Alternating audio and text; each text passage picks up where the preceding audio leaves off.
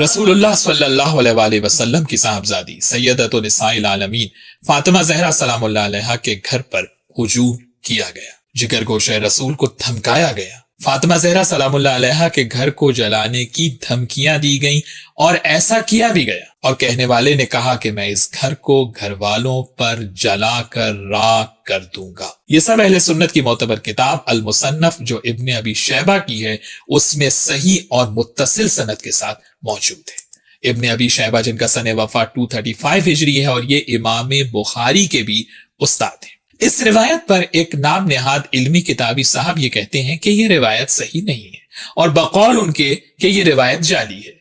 और इसकी दलील वो ये दे रहे हैं कि मौलाना इसहाक ने उनको फोन करके ये बात बताई है। ये है जनाब बाबों के खिलाफ बात करने वाले साहब की अपनी इल्मी तहकीक का मयार। आप खुद अंदाजा लगा सकते हैं।